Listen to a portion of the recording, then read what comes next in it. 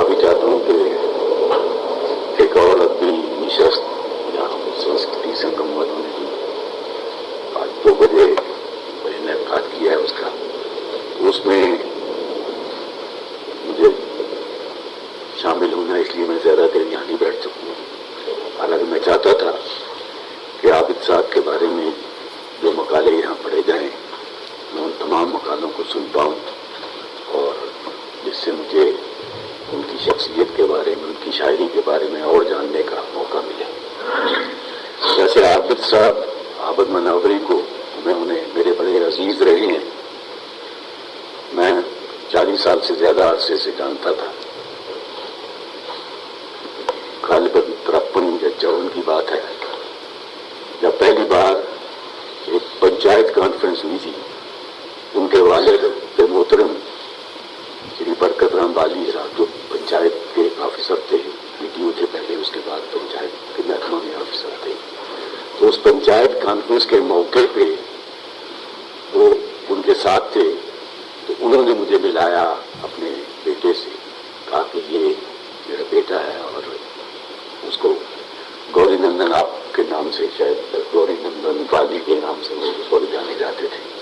یہ تب کی بات ہے شاید جب وہ گوری نندن سے عابد مناوری نہیں بنے تھے اور انہوں نے شعر کہنا اس وقت نہیں شروع کیا تھا. لیکن اس موقع پہ بھی ادب میں، شاعری میں، سیاست میں بھی اور دوسری سرگرمیوں میں بھی وہ دلچسپی رکھتے تھے اور کافی ہونہار نظر آتے تھے. اس کے بعد مجھے اب یاد آتا ہے کہ ایک بار 1955 میں شاید مجھے موقع ملا چمب علاقے میں جانے کا، دورہ کرنے کا. اس زمانے میں پریرا سوشلسٹ پارٹی کا جنرل سیکرٹری تھا اسٹیٹ یونٹ کا. اس ناطے تو میں جا رہا تھا تو انہوں نے مجھے کہا جی آپ وہاں جائیں گے تو مناور ضرور جائیے. تو جب میں مناور ہم گئے تو میرے ساتھ وہ نند کمار وید تھے، وہاں اس علاقے کے لیڈر تھے. تو وہ بھی اسی علاقے کے رہنے والے تھے. ان کے ساتھ میں گیا اور ہمیں چم سے مناور تک پیدل چلنا پڑا. تو وہاں راستے میں جب ہم جا رہے تھے تو راستے میں مناور یہ عابد مناوری صاحب بھی وہاں اپنے گاؤں لے جا رہے تھے اس میں. اور وہاں بھی ان سے موقع ملا. پھر انہوں نے ضد کی، کھانا وانا کھلایا بڑے تکلف سے، بڑے خلوص سے، اور وہاں ملاقات ہوئی. اس کے بعد 1956 کے بعد سے میں ان دنوں روزنامہ سندیش کی عدالت کے فرائض سر انجام دے رہا تھا. تو سندیش کے دفتر میں وہ اکثر آتے تھے عابد مناوری. وہ موہن یاور صاحب بھی وہاں ہوتے تھے، وہ زیادہ ان کو ملنے آتے تھے، لیکن اسی وجہ سے مجھ سے بھی ان کی ملاقات ہو جاتی تھی، ان سے بات چیت کرنے کا موقع ملتا تھا. تو میں نے اس کے بعد بھی ان کے ساتھ مراسم رہے، بات ملتے بھی رہے، کافی عرصہ ملتے رہے. ادبی محفلوں میں بھی ان کو سننے کا بھی موقع ملا، مشاعروں میں بھی انہیں سننے کا موقع ملا. اور میرے لیے یہ بڑی حیران کن بات تھی کہ اس نوجوان کو جسے میں 40 یا 42 سال پہلے ملا تھا پہلی بار، وہ آہستہ آہستہ ایک اچھا شاعر بن گیا، بڑا نامور شاعر کے طور پہ وہ ابھرا ہے. میں نے اپنے سامنے ہی انہیں شاعری کرتے ہوئے اور ادبی فیلڈ میں اپنی محاذ پہ ایک پروان چڑھتے ہوئے دیکھا ہے.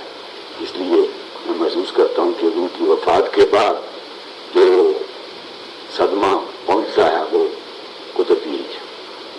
اور اس برس کی بدقسمتی سے اس برس کے دوران مجھے 2 عظیم صدموں کا سامنا کرنا پڑا ہے، حدیث دوستوں کا.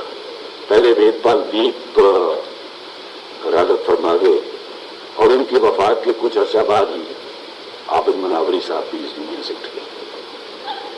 اور یہ بہت بڑے صدمے ہیں آدمی، اور نہ صرف ذاتی طور پہ یہ بڑے صدمے تھے، بلکہ میں محسوس کرتا ہوں کہ جموں کی ادبی زندگی کے لیے بھی ایک بہت بڑا دھکا جو ملا ہے وہ ان 2 افراد کی وفات سے ملا ہے. تو عابد مناوری صاحب کی شاعری کے بارے میں تو آپ مقالے یہاں سنیں گے، اس کے بارے میں کچھ نہیں کہوں گا تفصیل سے، نہ میں کہہ سکتا ہوں.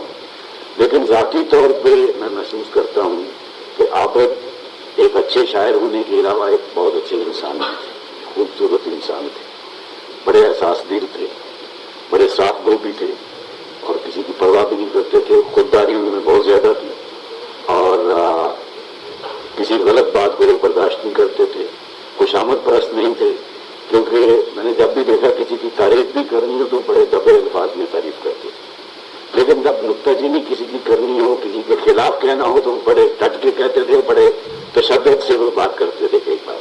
اور یہی وجہ تھی کہ کئی محفلوں میں ان کی تکرار بھی ہو جاتی تھی اپنے ادیب دوستوں سے یا دوسرے لوگوں سے، کیونکہ وہ کچھ چیزیں جو انہیں پسند نہیں آتی تھی وہ اس پہ وہ اپنی ناپسندیدگی کا اظہار بڑے کھلے الفاظ میں کرتے تھے. ایک بار کلیش ہو جاتا تھا کہ ان کا شروع میں، حالانکہ مون جاور صاحب نے ان کی بڑی حوصلہ افزائی کی جب انہوں نے شعر گانا شروع کیا اور کافی ان کی تعریف کرتے تھے، مزدار ہے ان کی آخری تک کی، لیکن کئی بار ان دونوں میں بھی تکرار ہو جاتی تھی اور لڑائی کی نوبت آتی تھی اور مجھے سالس کے فرائض سارے انجام دینے پڑتے تھے. اسی طرح مجھے یاد آتا ہے کہ ایک بار وہ سری نگر آئے تھے، ان دنوں میں کشمیر پوسٹ نکالتا تھا، وہ اس کو ایڈیٹنگ کرتا تھا، تو وہاں میرے دفتر میں آئے شمیم صاحب وہاں موجود تھے. تو شمیم صاحب کی عادت تھی کو فکرہ بازی کی، کوئی انہوں نے کوئی شعر پڑھا، انہوں نے کوئی فکرہ کہا، اس پہ شمیم صاحب کے ساتھ بھی ان کی تکرار ہوگی اور کافی بحث اور مباحثہ ہوا سختی سے. تو وہ ان میں وہ سالس کے طور پر مجھے فرائض انجام دینے پڑے اور دونوں کو کافی وقت لے جانا پڑا زیادہ صلح کروانے کے لیے. اس قسم کے کئی واقعات آج مجھے یاد آتے ہیں.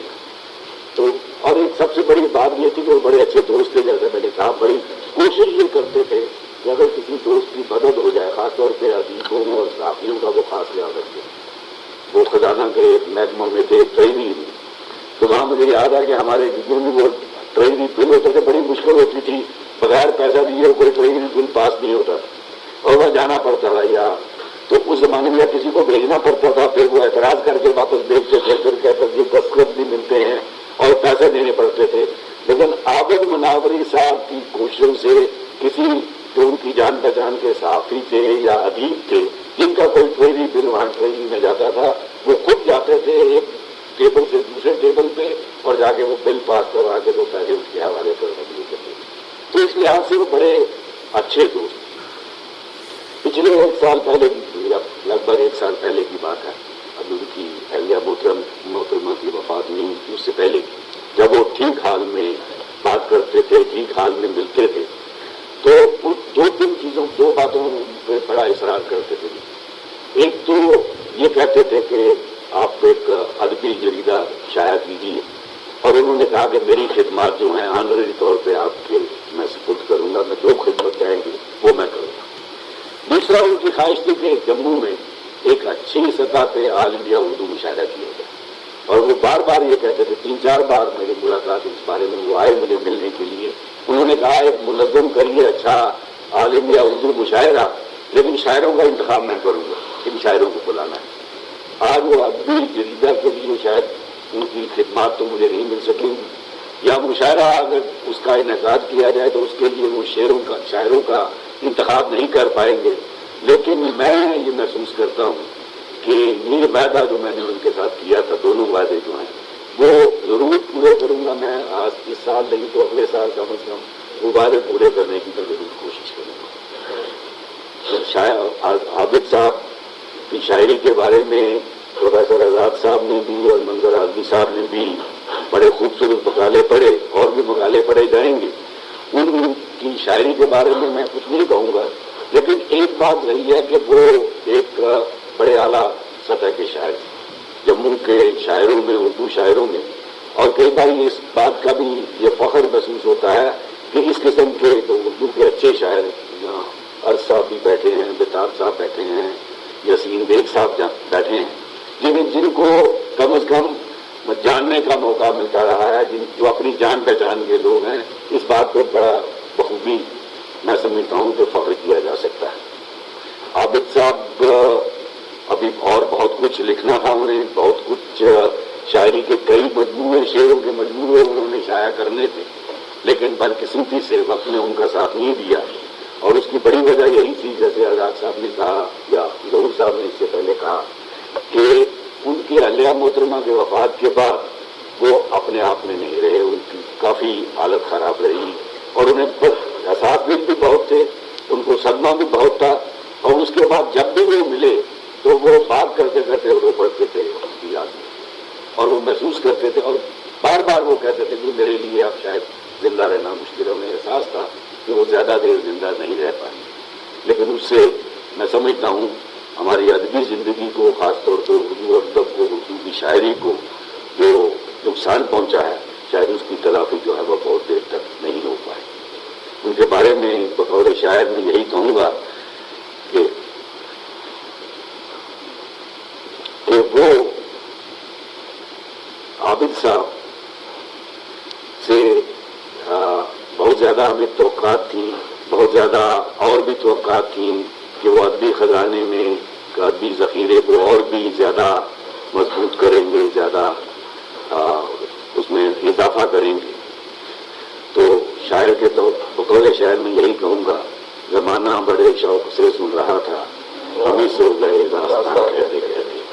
میں ان چند الفاظ کے ساتھ عابد صاحب کو خراج عقیدت پیش کرنا چاہتا ہوں، اور شعبہ اردو کو بھی میں مبارکباد دینا چاہتا ہوں کہ انہوں نے، اور سعد افغانی میموریل سوسائٹی کو، کہ انہوں نے ایک موضوع قدم اٹھایا ہے کہ عابد صاحب کی یاد میں ان کو، میں سمجھتا ہوں اس سے زیادہ اچھا خراج عقیدت نہیں ہو سکتا کہ